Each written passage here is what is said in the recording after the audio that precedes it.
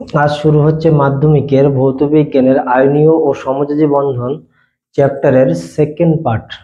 এই সেকেন্ড পার্টের 3 নম্বর প্রশ্নটি কি আছে? 3 নম্বর প্রশ্নটি আছে তড়িৎযোজী যৌগের বৈশিষ্ট্যগুলি লেখো। এই তড়িৎযোজী যৌগের বৈশিষ্ট্য খুবই গুরুত্বপূর্ণ এবং এখান থেকে যতগুলো প্রশ্ন আসবে সবই অ্যাপ্লিকেশন টাইপের এবং প্রত্যেকটা প্রশ্ন ঘোরানো প্রশ্ন থাকবে। পরীক্ষায় তড়িৎযোজী যৌগের বৈশিষ্ট্য কখনোই পড়বে না, কিন্তু যে প্রশ্নগুলো পড়বে এর ভিতর থেকেই প্রশ্ন আসবে। সেই জন্য এই তড়িৎযোজী যৌগের বৈশিষ্ট্য খুব ভালোভাবে পড়ার প্রয়োজন এবং এই তড়িৎযোজী যৌগের বৈশিষ্ট্যটা যদি ঠিকঠাকভাবে পড়া হয় তাহলে সমযোজী যৌগের বৈশিষ্ট্যটাও করা যাবে। কারণ কি, তড়িৎযোজী যৌগের বৈশিষ্ট্যের ঠিক উল্টোটা হবে সমযোজী যৌগের বৈশিষ্ট্য এবং সেখান থেকে তড়িৎযোজী যৌগ এবং সমযোজী যৌগের মধ্যে পার্থক্য, এই প্রশ্নটা কিন্তু মাধ্যমিক 2026-এ খুবই গুরুত্বপূর্ণ। সেই জন্য এই প্রশ্নটা ভালো করে পড়লে একসঙ্গে 3টে প্রশ্ন হয়ে যাবে। দেখো, তড়িৎযোজী যৌগের বৈশিষ্ট্য কি আছে? প্রথম বৈশিষ্ট্য যেটা আছে সেটি হচ্ছে ভৌত অবস্থা। তড়িৎযোজী যৌগগুলির ভৌত অবস্থা কিরকম হয়? তড়িৎযোজী যৌগগুলি কেলাস আকার কঠিন পদার্থ। কেলাস আকার কঠিন পদার্থ মানে কি? কেলাস বলতে কি? চিনির দানা, ফটকিরি।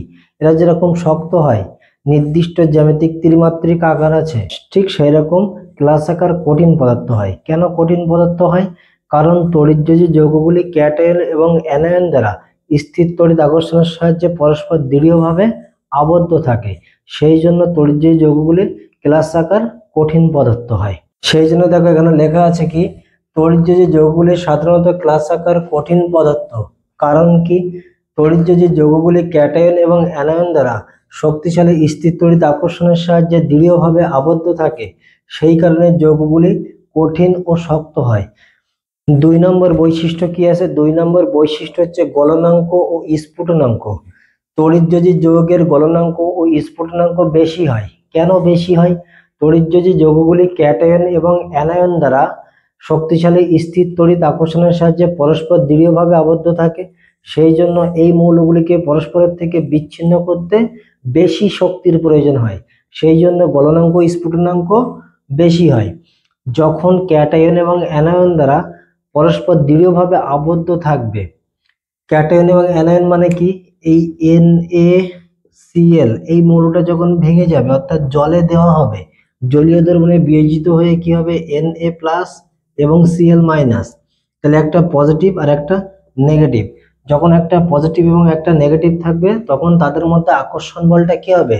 সব থেকে বেশি হবে এবং তাদেরকে পরস্পরের থেকে বিচ্ছিন্ন করতে বেশি শক্তির প্রয়োজন হয়। বাস্তব উদাহরণ কি? এই পজিটিভ মানে কি? এটা আমি ধরে নিতে পারি যেটা একটা ছেলে, নেগেটিভ মানে এটা একটা মেয়ে। একটা ছেলে এবং একটা মেয়ে যখন কোনো রিলেশনে জড়িয়ে যাবে তাদেরকে পরস্পরের থেকে বিচ্ছিন্ন করতে প্রচুর পরিমাণে শক্তির প্রয়োজন হবে।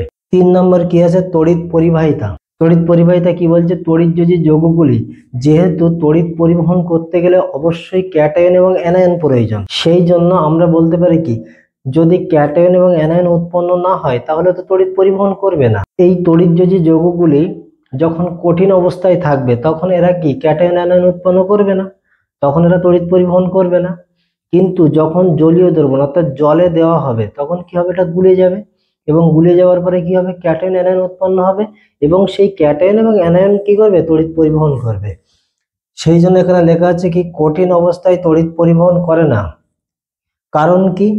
কঠিন অবস্থায় আয়নে বিয়োজিত হয় না, অর্থাৎ ক্যাটায়ন অ্যানায়ন উৎপন্ন করে না, তাই কঠিন অবস্থায় তড়িৎ পরিবহন করে না। কিন্তু গলিত অবস্থায় আয়নে বিয়োজিত হয়, অর্থাৎ জলে দিলে সেটা কি হয়? গুলে যায়। গুলে যেয়ে কি উৎপন্ন হবে? ক্যাটায়ন এবং অ্যানায়ন। এই ক্যাটায়ন এবং অ্যানায়নগুলি কি করে? তড়িৎ পরিবহন করে।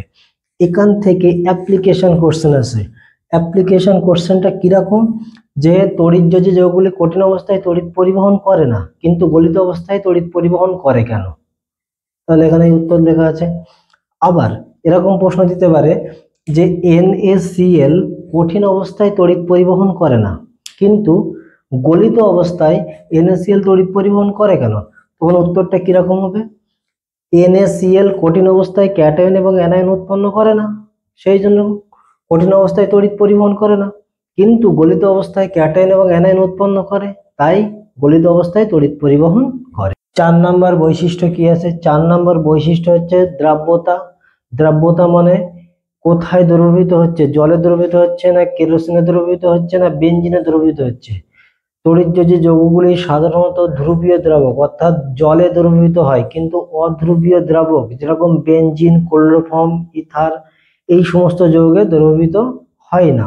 5 নম্বর বৈশিষ্ট্য কি আছে? বিক্রিয়ার গতিবেগ। তড়িৎযোজী যৌগগুলি সাধারণত দ্রুত গতিতে বিক্রিয়া করে। কেন দ্রুত গতিতে বিক্রিয়া করে? ক্যাটায়ন এবং অ্যানায়ন উৎপন্ন করে, তাই এই ক্যাটায়ন এবং অ্যানায়ন গুলি দ্রুত গতিতে বিক্রিয়া করে। সমবায়বতা। তড়িৎযোজী যৌগগুলি সাধারণত সমবায়তা ধর্ম দেখায় না। 7 নম্বর বৈশিষ্ট্য কি আছে? স্বতন্ত্র অণুর অস্তিত্ব।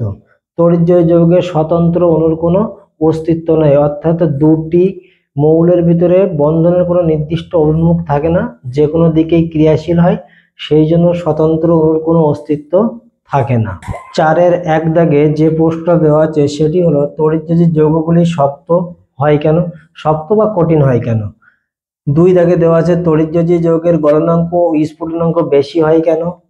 3 দাগে একটা প্রশ্ন দেওয়া আছে তড়িৎযোজী যৌগগুলি কঠিন অবস্থায় তড়িৎ পরিবহন করে কিন্তু গলিত অবস্থায় তড়িৎ পরিবহন করে না কেন। একটু আগেই তড়িৎযোজী যৌগের বৈশিষ্ট্যতে প্রত্যেকটা প্রশ্নের উত্তর দেওয়া আছে, সেই জন্য আমি আর আলাদা করে লিখছি না, একই উত্তর। এই 3টে প্রশ্নের মধ্যে প্রথম 2টি প্রশ্নের উত্তর কি হবে? যে তড়িৎযোজী যৌগগুলি ক্যাটায়ন এবং অ্যানায়ন দ্বারা স্থির তড়িৎ আকর্ষণের সাহায্যে পরস্পর দৃঢ়ভাবে আবদ্ধ থাকে, সেই কারণে তড়িৎযোজী যৌগগুলি শক্ত হয় এবং গলনাঙ্ক ও স্ফুটনাঙ্ক বেশি হয়। যখন ক্যাটায়ন এবং অ্যানায়ন দ্বারা শক্তিশালী স্থির তড়িৎ আকর্ষণের সাহায্যে যুক্ত থাকবে তখন ওই মৌলগুলিকে বিচ্ছিন্ন করতে বেশি শক্তির প্রয়োজন হয়, সেই জন্য গলনাঙ্ক স্ফুটনাঙ্ক কি হয়? বেশি হয়। 3 নম্বরে যে প্রশ্নটা আছে কঠিন অবস্থায় তড়িৎযোজী যৌগগুলি ক্যাটায়ন এবং অ্যানায়ন উৎপন্ন করে না, সেই জন্য তড়িৎ পরিবহন করে না, কিন্তু গলিত অবস্থায় ক্যাটায়ন এবং অ্যানায়ন উৎপন্ন করে এবং সেই ক্যাটায়ন এবং অ্যানায়ন গুলিই কি করে? তড়িৎ পরিবহন করে। তাই বলা যাচ্ছে কি কঠিন অবস্থায় আয়নে বিয়োজিত হয় না, সেই জন্য তড়িৎ পরিবহন করে না, কিন্তু গলিত অবস্থায় আয়নে বিয়োজিত হয়, তাই তড়িৎ পরিবহন করে। 5 নম্বর প্রশ্নটি কি আছে? যে অষ্টক সূত্র ও দ্বৈত সূত্রটি লেখো। দেখো অষ্টক সূত্র কি? অষ্টক সূত্র হচ্ছে যদি কোনো মৌলের পরমাণুর সর্ববহিস্থ কক্ষে 8টি ইলেকট্রন দিয়ে পূর্ণ থাকে তাহলে বলা যাবে যে পরমাণুটি নিষ্ক্রিয় গ্যাসের ন্যায় সুস্থিত ইলেকট্রন বিন্যাস লাভ করেছে, যেটিকে বলা হয় কি? অষ্টক সূত্র। আর দ্বৈত সূত্র জিনিসটা কি? দ্বৈত সূত্র হচ্ছে হিলিয়ামের নিকটবর্তী যে সমস্ত মৌল আছে সেই সমস্ত মৌলগুলি কি করে? তাদের সর্ববহিস্থ কক্ষে 2টি ইলেকট্রন রেখে সুস্থিত ইলেকট্রন বিন্যাস লাভ করে, যাকে বলা হয় কি? দ্বৈত সূত্র।